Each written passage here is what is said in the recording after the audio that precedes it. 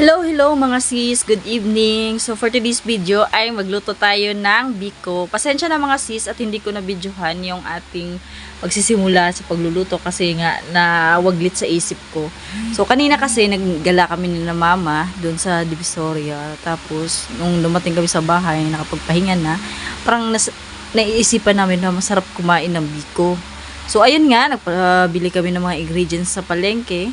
Tapos, prepare na namin, kaya nakalimutan namin mag-video agad-agad. So, simple lang naman to sa paggawa mga sis.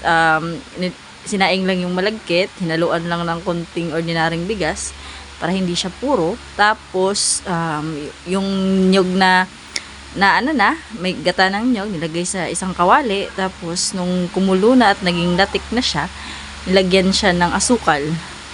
So, yun. Tapos nung naging brown na din siya, at saka maayos na yung pagkakahalo niya, nilagay na namin yung sinaing na bigas.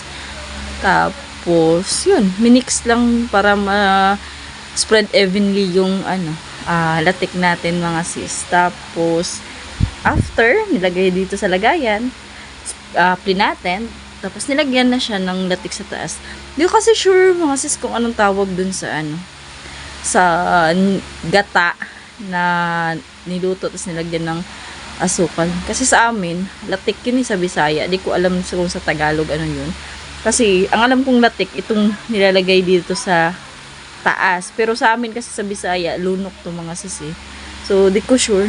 Ang hirap din pag may mga